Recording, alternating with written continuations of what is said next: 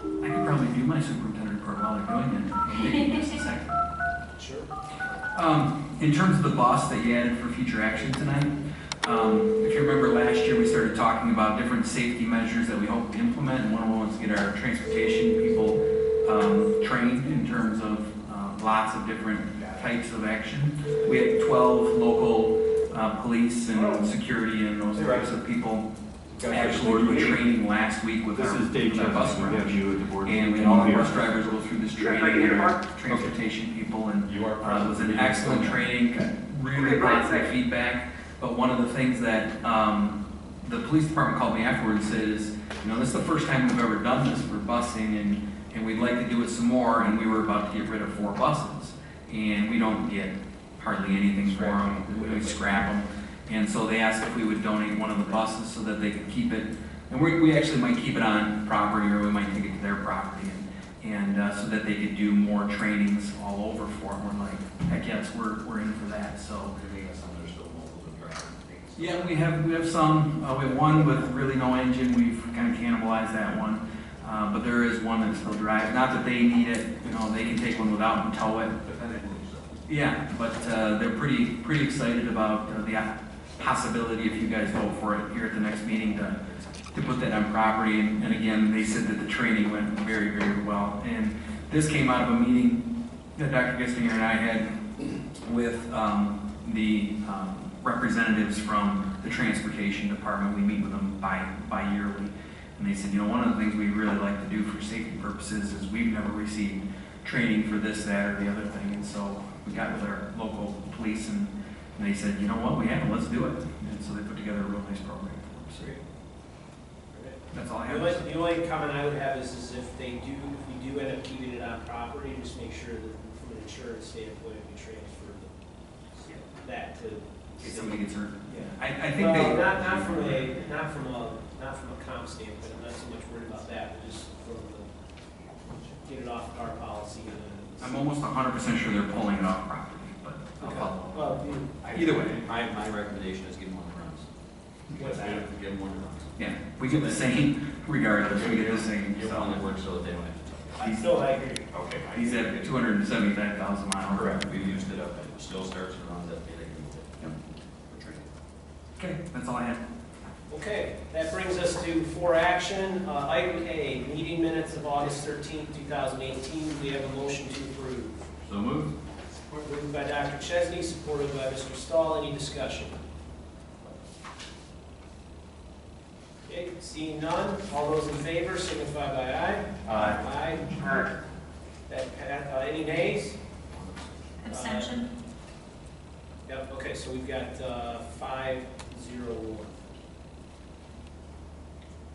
Item B, leave of absence request. Dr. Gray. We recommend that you approve a leave of absence request from Holly Allen, who is a grade 3 teacher with 5 years of experience in the district. She's requesting a full year unpaid leave of absence for 18-19. This is her first year asking for this, so she falls within the parameters the board set for leaves of absences. Okay, do we have a motion to approve? Motion. Moved by Ms. Reed. Second. Second by Dr. Chesney. Any discussion? Seeing none. All those in favor signify by aye. Aye. Any nays? Passes 6-0. Item C, tentative agreement BEA. Dr. Gray. August 16th or 17th, I can't remember which day, 16th I believe, we finished up our negotiations this year with the BDA. In front of you, you have the tentative agreement. You've received my explanation, but in a nutshell, we've added an additional 0.5% to the professional development piece of their contract. If you recall, last year we started paying for district-provided and district-supervised PD at 1%. We're upping that to 1.5%. We've had some very positive feedback in terms of that professional development, and with us spending money on it, we've really taken a lot of time to put together some really relevant PD. As a matter of fact, today started the professional development for our teachers. They'll be in the next 3 days doing almost 22 hours worth of the professional development, some even more than that. And so that worked out real well. And then we placed 1.5% on the scale for a total of 2%. So that's kind of it in a nutshell.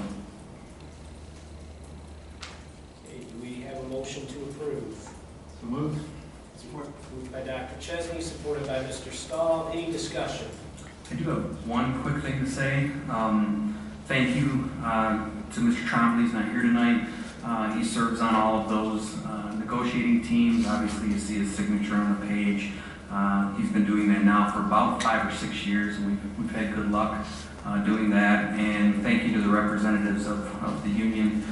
We've built a pretty collaborative relationship, and although we don't always agree out of the gate, it did go fairly well. So that's all. The only other thing I have to say. I'd like to amend the motion and table until all board members are present and not on the phone and not absent. And also in that, again, I need support to do that, obviously. In that, I believe wholeheartedly we have to work on safer schools. I'd like to have resource officers in every school. I'd like to have some campaigns in place that would make significant impacts in this district before we go hand out the $2 million we just got from the governor. And I know it seems like we automatically have to give raises, and it's a requirement to make everybody feel good about it. But I think, number one, the full board should be here. I don't think they should be on the phone. It's an important decision as we go forward, because I asked, if you recall, what we have in the general fund for cash. This is cash. This isn't fund equity. This is cash. So we're going to spend, how much are we spending this contract, Dr. Kissinger? $581,000. Okay. And in total, between all of the raises, we've handed out about $1 million, is that right? Between all divisions? Not that high. So under the side of $1 million? Sure. Oh, yes. Much under that side of Okay. And last year we did the same thing though. And the year before that we did the same thing. So without the new programs being spelled out what we're going to build, outside of giving these raises and tackling the budget, because if we go back to the question about how much cash we have in the bank, this, again, $2 million boost we get per year and per pupil funding, it sure seems like we can aim it at more than just wages. And I know we're adding many staff members, and we're looking at some counseling department stuff, we're looking at these things, and those are more, but again, I haven't heard the key word for me, and the safer school part, how we're going to help with this absolute onslaught that they have regarding drugs and control and helping and training. I don't see the vestibule and downstairs yet, where I walked in the front door today. Yes, sir. Is it there? It's working? Yep. Is that working? Look on the right when you come in. It's on the wall. You gotta punch your way in. Okay, so it's It'll working. start for the first day of school. That's fine, good, so that's functional. Yep. All right, good. So that's what I'm asking for, I'd just like the board to consider that. But I don't have, Mr. Trembley's not here, Mr. Roger, you're on the telephone. Yes, I'm here. Would you consider seconding that motion? It doesn't mean we're not going to vote for the contract. I'm just talking about how we allocate the funds. I'm sorry, I couldn't hear the last. So we have an amended motion on the table that to table the approval of this tentative agreement with BEA, which needs a second in order to stand as an amended motion. Strikes me as a very bad idea. Well, and when you don't have any money in the bank, I mean, that's for So let's, discussion. if we have a, do we have a second? Okay, I don't think we have a second, so the amended motion fails, which puts us back to, we have, and I believe we have an approved motion on the original, correct? I do. Any further discussion? Do you have support on the first motion? Yes. Yeah, just a question about this. So when we approved BASA for 2% and VESPA for 2%, and this is functionally the equivalent raise for BEA, Yes. where they get 1.5% compensation on their wage scale, and then in addition to last year, they got 1% for professional development. They're getting an additional 0.5%. That's accurate. So adding that all together comes up with 2%. And so what's good for the goose is good for the gander on this, that the increases are equivalent for BASA and VESPA and the BEA. Is that correct? Is that my understanding is correct? Okay, thank you. Ms. Reed? I think it's also important to take this opportunity to recognize the wonderful staff that we have here in BAS. I mean, we cannot come up here and celebrate the shining star students that are performing extraordinarily time and time and time again if we are not willing to support their teachers. And I think that the negotiations that have produced this were done in good faith, and this is the right thing for our district to do. This is an appropriate use of the money that we have coming in the door from the state and from our taxpayers. This is what I think our constituents expect us to do. We should reasonably compensate the teachers that are performing so well for our students. And we see the results every day and the wonderful things that our students are able to do and they continue to do when they leave us. Okay, Mr. Condon. And that is from a good opinion. I don't have a problem with that. But the opinion that I have is we're missing teachers. We need more additional teachers. It's lower class sizes. We need to crank up the STEM. We don't have it. We have a part-time STEM teacher at Scranton. So by approving this rates, what you're saying is that in a board sense, you're saying that we don't need that additional staff. We don't need that additional support for our students. And we don't need the lower class sizes. And I totally, wholeheartedly disagree. And unconditionally disagree. And I believe that the students deserve smaller class sizes. I believe the students deserve absolute engineering, pioneering methods within the system. I believe the STEM system needs to be fired up, and we need to take this money, the $500,000, and hire 5 brand new teachers and lower the class size and get some that are even highly qualified and use the money for that and not give raises. The teachers right now are paid the highest in the county, and there is no issue that they're not paid a fair wage. They continue to get raises every year. And by giving up the development, you are basically saying that everything's good enough. It absolutely is not good enough.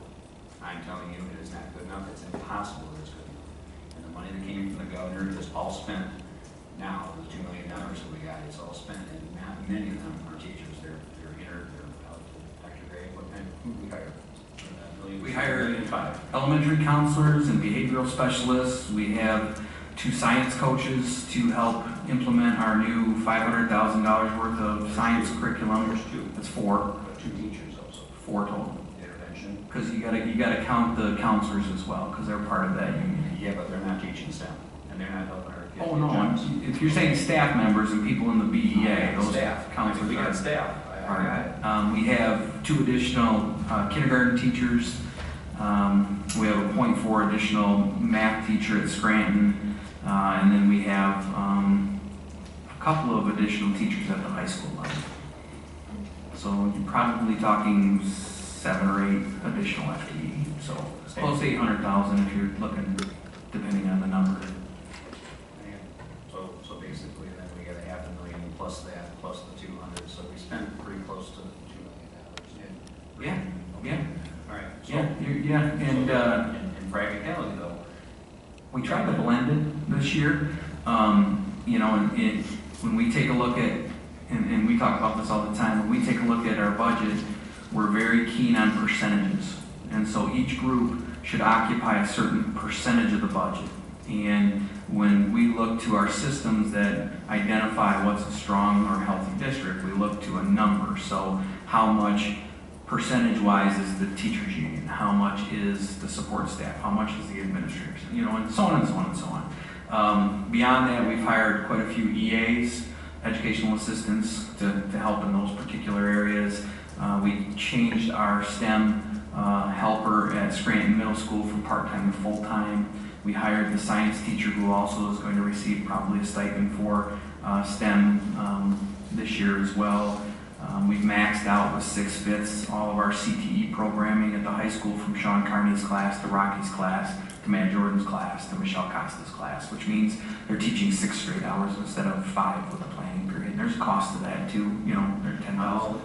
So I feel like we have a pretty good blend in terms of that. I totally understand your perspective on that. the fact is, again, we're paying that in addition, so they're being compensated for additional work. Okay. Oh, correct. Okay, Yeah, that's not a raise. They do extra work, Correct. extra money. That's the problem I've got. I have no problem with compensating a teacher. Never have had. I've got 2 teachers and 1 professor. Yeah. I'm retired. I got it. So, Yeah, they're teaching an extra hour. and you know what? And they should be paid to do so. Yeah. Okay, now, but this fair wage thing and everything else, I'm going to bring it to this board's attention one more time. And next year, when you give another 2% raise and the kids pay the price for it, you need to keep remembering what you're doing. You keep handing it out. And, Dr. Chesney, you can feel all warm and fuzzy that this is the best thing to do. I'm telling you the kids are going without service because you're giving this raise, and it's on your shoulders. And I know we do everything we can. I'd like to call the question. I think it's a great idea. Maybe with the.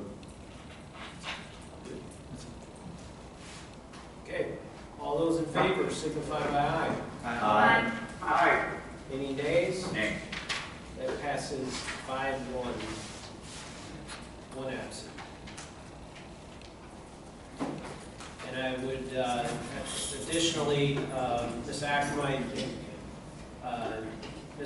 could you add 3 items to the agenda for the next board workshop that Mr. Conley brought up? One would be safety and security, in particular school resource officers, class size. Okay, anti-bullying and anti-drug within the safety and security, and then STEM/STEAM as well. And I think we've already got that on there, but I think let's just reinforce that. And then again, just with respects to this contract tonight, I want to thank Mr. Trombley and Dr. Gray for their diligence in seeing this through. I know this has been a lot of effort, and Dr. Gistinger as well. So thank you for those efforts, and thank you to our teachers who continue to do an excellent job for us every day. Okay, that takes us to item D, hiring of certified staff, and we are, just as a reminder, we're going to roll some additional certified staff into that. So Dr. Gray, I'll turn it to you. Yep. So we recommend that you approve the hiring of certified staff of Morgan Bridgewater, a grade 1 teacher at Hawkins, Shelley Andrews, kindergarten teacher at Spencer, Rebecca Rapp, a special education teacher at Hawkins, Erin Bellinger, a 4th grade teacher at Horning, and Kelly Tyson, a .4 math teacher at Scranton Middle School. Again, all of these are for this upcoming year. We're still getting enrollment. I think we enrolled another 20 people today, and several kindergartners. We just clipped the 480 mark tonight in terms of kindergarten, and that'll probably stick somewhere around there because we'll gain a couple, lose a couple now over the next 10 days. If you recall, we changed the contract about 4 years ago that we have the first 10 days of school to balance class size. So we're real close. We don't have a ton of overloads this year. So class size is at a good steady rate, especially at those lower grades. And yeah, we're looking forward to it. We feel like we're hiring a bunch of stars. We've had some good interview processes, and we had our new teacher orientation last week where we spent a day with our new teachers, and I think we have a really good new crew of teachers coming in. We're pretty excited about what they do here for the future. Just a real quick question. What was our kindergarten number last year? Same, about 480. Yeah, I think we're 485. We're just about 480 today. What's our retention with the kindergarten group? They stay on? We hold them, yeah. So 480. We actually increase, so most of our classes now are getting close to clipping 500. Like at the high school, the high school guys and teachers and everybody up there have done a really nice job. So we're above 500 in every class. Scranton, for the first time in quite a while, is probably going to clip 900. Maltby, for the first time in a long time, is probably going to clip 900, and they're right there, 899-ish. And then each elementary, again, we're trying to hit that 500 mark. We moved a class at Horning. We're looking at about 550 this year. We were almost 580 last year, so we're doing pretty good there. All the other ones are right about 5 to 510. So the balancing across is working out pretty well, and we're pretty happy about that. So who knows? We still have 6 or 7 days left, and it just shocks me the number of people that come in over the next 6 or 7 days to enroll. But letters went out today to our K4, JK4 kids. Maltby and Scranton High School have already had the registration, so looks good. I know the registrations went well, and yeah, I think we're in pretty good shape. Good. The bridge too. I checked on the bridge today. The bridge, we just clipped 100 today and we usually gain some pretty significant enrollment, probably 20% after the start of the school year. So my guess is, again, we'll be in that 115 to 120 range after the first day day of school and leading up to the first day of school. So we're looking solid there. We're looking for one more teacher there, an art teacher, and kind of a part math one. So we're beating the bushes for that. Okay, do we have a motion to approve? Support. Motion by Mr. Conley, supported by Ms. Reed. Any discussion? So Dr. Gray, these are new hires or replacing retirements? Both. Both? Yeah, both. I looked through a little bit. So Yeah. the couple that were added tonight, they're needed as additional? Yeah, because we have more enrollment. It's a good problem. And then how did we wind up, then everything's good, we don't have any issues from our contract agreement to have staff or do anything as far as class sizes? We're It's all set. Yeah, I think we'll have to find one more, Henry, one more special ed teacher. Right now, we have one vacancy for a full-time special ed teacher. So We're one more, and then interviewing we'll- somebody tomorrow. Yeah. And then we should be staffed unless, if I get 25 more kindergartners, I'll have to open another section, which isn't out of the realm of possibility. You could teach that too, as well as I would give anything to go hang out with those little ones all day long. Although I subbed 2 days in a second grade class and I could not figure out how to tie a shoe when it was facing me. And I couldn't get them to stay quiet. They showed me this clap thing, but it didn't work for me, so I hung out with the big kids instead. So kudos to kindergarten teachers. Dr. Chesney. And middle school teachers. I was a middle school principal and teacher, trust me. So the Kelly Tyson, and it always, the fractionals are always, Yeah. it's like I don't understand that. So can you explain the 0.4 FTE? Depends on the building, and Henry, you might want to take a little. What happens when generally, Dr. Presley with point fours, you try to get 6 kids to teach, but you got to try to give them an extra hour to teach. It's easier to have them split that up for hiring a 2-hour teacher. Granted, with the new STEAM initiative, they all have common preps now. So to give them those 2 hours, we then broke up the common prep. So Mark Wilson thought the best thing to do was just to see if we could find a part-time teacher. Okay, very good. A lot of times what will happen too is as class sizes might change to high school, we end up sharing that teacher. Okay. So they might start the year as a 0.4, and by second semester they might be a 0.6 or a 0.8, because all of a sudden we have a shift in the number of kids taking trig or something like that at the high school. And so it gives us some flexibility too in terms of that. Okay. And just logistically, would this teacher then just teach like second and third period or fifth and We sixth try period? to front load it or end load it. I think it's first and second. Yeah. First and second? I think Putting those third and fourth hour isn't really fair to people, Yeah. they're only working 2 hours anyways, so we front load it. A lot of times they'll stay on and sub for us, Yep. beyond that part of the day, so they can earn more wages, but Okay. we do this a lot. Okay, thank you. Any other discussion? Okay, all those in favor signify by aye. Aye. Aye. Any nays? Passes 5-0.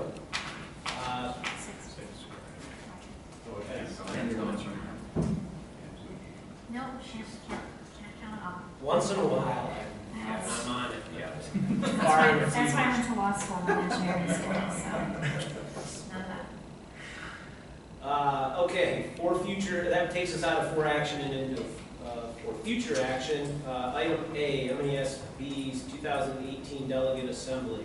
Again, this is a typical thing you do in certifying your delegates. All the delegates and alternatives must be school board members. Only delegates and alternatives named by your board may offer motions and vote on issues. If you recall, MESB has these delegate assemblies where you send people, it's been Ken Stahl in the past, to their delegate assembly, and they tackle issues, statewide issues. And Ken takes what we hope is your vision as a board, or consensus as a board anyways, goes to these meetings and then can cast a vote.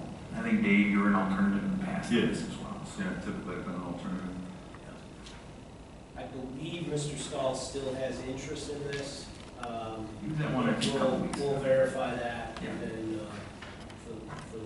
I've been an alternative as well, yeah. Any other questions or concerns? But if you want anybody who might be interested in being the alternate to get in contact with Yeah, offline. that might be helpful actually, so for the vote on the 10th, we've actually got names inserted, so if you have interest, let me know, and we'll validate with Ken that indeed he still has interest, which I believe he did, but we'll make sure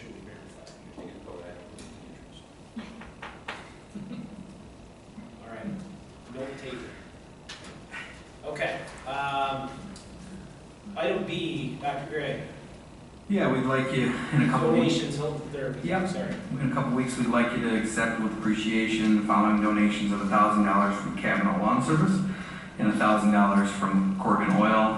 In the Neighbors magazine that will be out here shortly, I think the September issue, they're doing a huge spread on the therapy dogs. Again, we're, I think, the only school in the entire nation that is going to have a therapy dog at every single building. It's actually grown quite steadily throughout the state. I get calls almost on a weekly basis from superintendents across the state about therapy dogs and, you know, how do we find them and what's the process and what's your policy. And Karen Story and I have been doing this now for 9 years, and I think we'll, with the Miller dog coming after this, which will be used in the tot spot area as well as the senior center, that will round out all our dogs, and we'll have a replacement for Caesar here shortly as well, because he's semi-retired now and will be fully retired in about a year or so. But look for that magazine to come out here shortly. They did a pretty big article on it, and again, this is one for Hilton that we've been pushing for, and you know, the dog will be born. They get 8 months of training, and then obviously get enveloped into that particular building. So pretty excited about it. We met some of the other new dogs when we were out at the field, and you know, I've seen these dogs in action, from tragedies to good events to just being a part of the staff, and I think they're a part of the staff from what I see.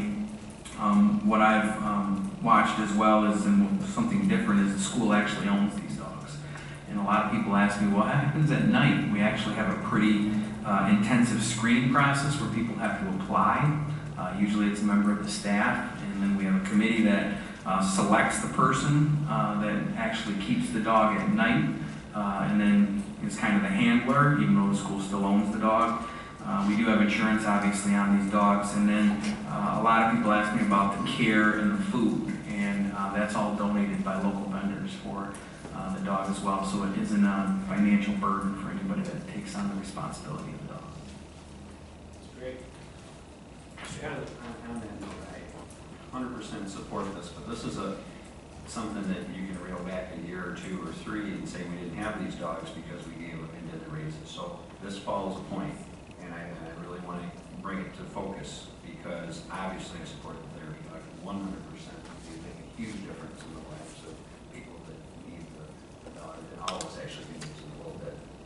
The dog makes a difference in their lives. So this is a perfect example that we went for how many years without them. We elected to use funding for something else, and how many young people did we positively affect with these therapy dogs sooner? The sooner the better. We're on the last school that's taken 9 years. Yeah, some of the, I agree with some of that. Some of the other pieces, Well, you can't get 9 dogs at once, I understand. because the litters are the litters.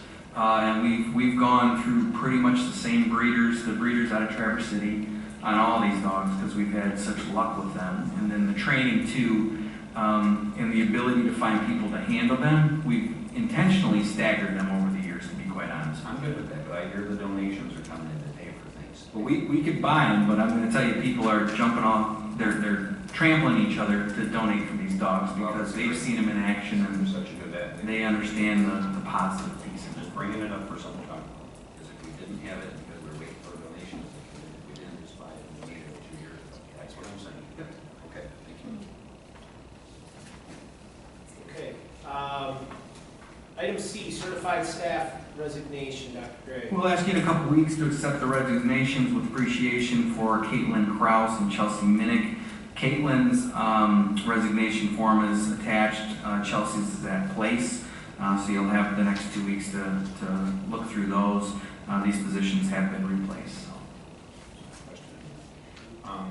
Are we seeing a high rate of employee turnover at Hawkins, specifically by percentage in regards to the rest of our schools? No. I received a phone call that they felt that the employee change out at Hawkins was higher than anything else they'd seen in the district, and I'm just bringing it forward.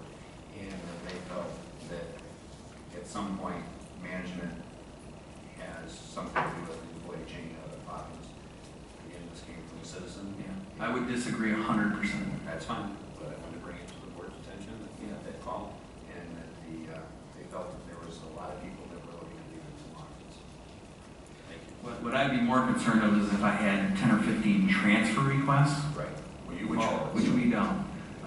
What we've seen more of, and I think this is just more in education, like my dad taught for 36 years, 7th grade science teacher in the same classroom for 36 years. That was pretty typical back in the day of a person getting a job as a teacher in a district. They stay there 30 plus years and they retire. We're seeing a big change to where people are actually staying 5 years, going to another district, staying 11, going to another district. I mean, you've approved 5 teachers in the last several board meetings with anywhere from 1 year to 12 years of experience. So it's become a different profession, I think probably because there's a shortage. There are teachers that can jump districts, whereas back in my dad's era, that just didn't happen. It just Is isn't. it possible to get a pay increase by doing that? It depends on if they're an area that pays less or an area that pays more. It just depends.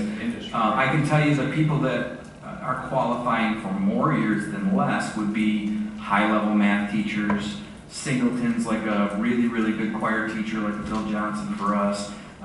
Special education teachers are worth their weight in gold because they're hard to get. There's a burnout rate. And on. There's some singleton classes out there that try to find a really good auto shop teacher. You know, if you're going to find one of them, you're going to pay years. And on and on and on. You know, But in your opinion, regarding Hawkins, this is a standard change. yes. Thank you. That's all I was really asking. Item D, bus donation to Brighton Police Department. I Greg. talked about that earlier. I'll just reiterate, the training went great. We'd never done a training on a bus before, so we didn't really know what to expect. Again, a lot of kudos to our local law enforcement and security people. My understanding from our transportation supervisor and the people that participated was it was excellent training. And again, they felt it was so useful that they knew we were getting rid of buses. They're like, hey, can we take one of those? We'd like to take the show on the road. And that's what we're about, is if we can help and provide more safety, whether it's in our district or throughout the county or state, then we're on board. So I think it's going to be great, and I'll get them one that runs. So. My only comment is that we get one that's roadworthy, and we can do it for all of Brighton. I have an additional question on this. Do they do kind of what I'll call destructive training on this, like tipping a bus over on its side and then punching out the windows and punching out? No, we haven't seen that. They might simulate that, but that would kind of destroy the bus. Well, absolutely, but if we're destroying them anyways. Yeah. Well, we typically sell them and people scrap them, is what happens. Is when we get rid of a bus, we put them on an auction, and then people come and bid on them at the auction. There isn't a lot of value to Michigan buses drive-worthy after they're 150 to 250,000 miles, because the undercarriage, you run out of things to weld. That's the biggest problem, especially in the stairwell, because of the salt. So most people buy them for the scrap purpose. Yep. We saw when metal was at a high rate or something like that, or somebody might buy them if they're looking for a particular engine to cannibalize. So they'll do that and they'll check those out. But you're talking anywhere from $1,000 to $2,000 that we get for the bus. But I'm asking kind of a very specific question. I've heard of this training and others. Yeah. I mean, firemen train sometimes by burning down houses and training in the house. And it seems to me that a good part of training how to escape a bus that's turned over would be escaping a bus that's turned over. Yeah, and so, the ones that are totally scrapped out, they're not going to be worth any less, but using the jaws of life, et cetera, cutting through the ceiling, punching out windows and stuff. They might. So This is the first time, I've been superintendent almost 14 years. This is the first time I've ever had a law enforcement request a bus. Proactively. So I'm like, I thought that was a pretty darn good idea when I heard it. So The fire departments do a lot more with vehicles Yeah. on a regular basis than law enforcement does. And the fire departments are doing everything from extraction to locking, almost like a trench rescue type of scenario. So there's a lot of different things that they're doing that is different than law enforcement. Okay. I think probably different purposes, but to your question, yes, local fire departments do that on a pretty regular basis with extraction, locking, those types of things. I think what Dr. Chesley said though is, can we use our one of the engines out of it to roll it over and practice it? I don't No, think if it they, matters. again, if they want it, If they wanted it. they requested one, I think it was based on the very specific training that they did. I can ask them. Thank you. Okay. Can you go in the minutes that Mr. Conley complimented my idea? It's on video too. Wow. All right, that takes us out of for future action. Mr. Myers, if you have to go, please feel free. Otherwise, you're certainly welcome to stay. Okay, I'm gonna sign off. Okay, thank you. Bye, Robert. Have a good night. Thank Okay. you. You too. Okay, that brings us to board committee reports, Board of Ed bulletins. Does anybody have anything this evening? Just save mine all for the retreat. I have one question. Mr. Conley asked at the last meeting about an interesting borrowing strategy, and I kind of tasked Dr. Gray with spending some time on that. Yeah, I've never heard that idea before, so not being the CPA, PhD, I went to Maria and I said, what, is this possible? Is this, I've never heard of this before. So she did some research on it and has some feedback. So I probably should have known the answer to this question before we started down this path, but schools, I have a narrow reason why they can borrow, and what you'd like to do is not allowable with our borrowing. So there's a couple ways we can get done what you'd like to do. We can use our general fund, or we can bond for the construction. Can't use the credit line. Can't use the credit line.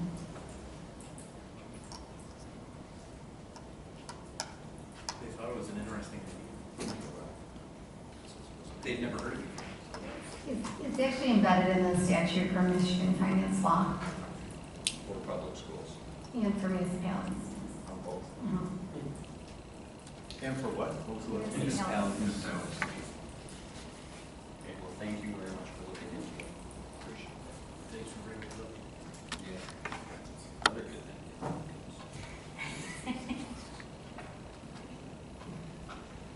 The stars align.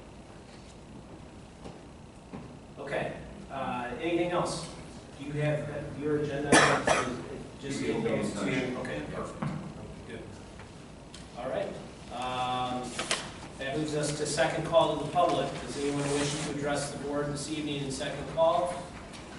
Please step forward, state name, address, and again, we ask that you limit your 3 minutes. I'm Margaret Adams, 11122 Winthrop. I'm the Spencer Media Specialist, and I just wanted to address one of the concerns about the scheme.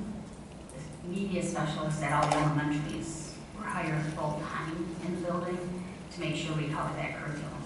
So K4 is getting STEAM. So stop by anytime, and we'd be more than happy to share it with you. Thank you. We met today, we set up our curriculum for the year, we're good to go. Thank you. Thanks, Margaret. Does anybody else wish to address the board this evening? Okay, seeing none, that closes second call to the public. I'd like to make a motion that we enter closed session for the purpose of approving the August 13th, 2018 closed minutes as presented. That needs a roll call. Needs a motion. Support. Mr. Conley? Yes. Mrs. Reed? Yes? Mr. Birchfield? Yes. Dr. Chesney? Yes. 4-0.